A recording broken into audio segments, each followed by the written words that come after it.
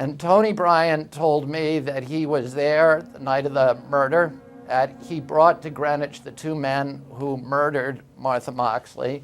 If two large men of color, boys at the time, were in the area of this very exclusive, very wealthy, homogenous population in Belhaven, that you would think, knowing the history of America, it would be an easier sell to point the finger if they were there. Greenwich has a notoriously racist police department. They said prior to the murder that they were going to take her caveman style. They were two kids from New York City, a very big man, was 6'3", 250 pounds, who now lives in Bridgeport, Connecticut. The other one lives in Portland, Oregon. I have spoken to both of them. One of them is black. When Martha Moxley's body was found, it was covered with hairs from a black person.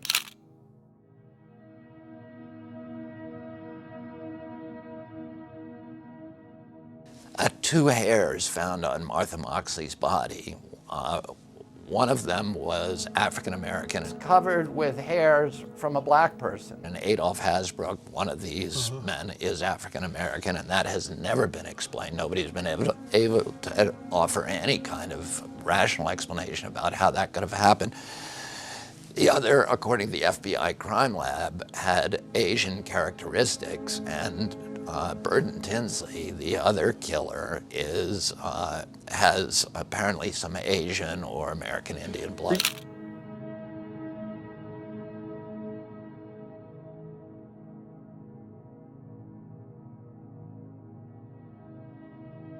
Very large boys, 6'4", 250 pounds, and very rough, kind of gangsters, on their way up on the train on Halloween Eve in 1975.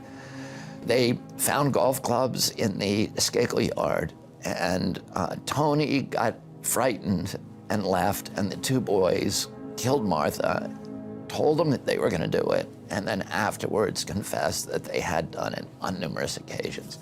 I don't have a role in this case. Al Hasbrook, who is my client, doesn't have a role in this case. In fact, no one's ever charged your client with a crime.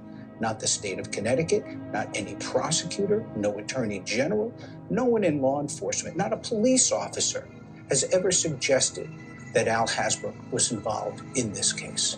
Greenwich has a notoriously racist police department. How did his name, as far as you know, get in this mix? It is only Tony Bryant. And when Tony Bryant was asked to state what he said to the investigator under oath, he refused. So this is an unsworn statement by someone who has been convicted of tax fraud, is currently in jail. I don't believe these statements are true, and I don't believe there's any credibility to what he has said. This homicide occurred on the night before Halloween. It's mischief night. That means that in Belhaven, there was a larger than normal police force. He was a fairly large African-American teenage kid, and he would have been noticeable in a particularly white area of Belhaven. He would stand out. Nobody saw him. Nobody saw Bert Tinsley. I don't think anybody even saw Tony Bryant. And Tony Bryant himself was known there. So if Tony actually had been there and nobody saw him, how's that possible? With the extra police force in a gated community. Greenwich has a notoriously racist police department. Where you have to walk through a guardhouse to get into Belhaven. It didn't happen.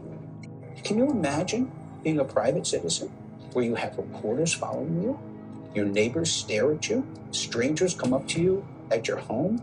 They were two kids from New York City, a very big man, Very large boys. was 6'3", 250 pounds. 6'4", 250 pounds. One of them is black. And very rough, kind of gangsters.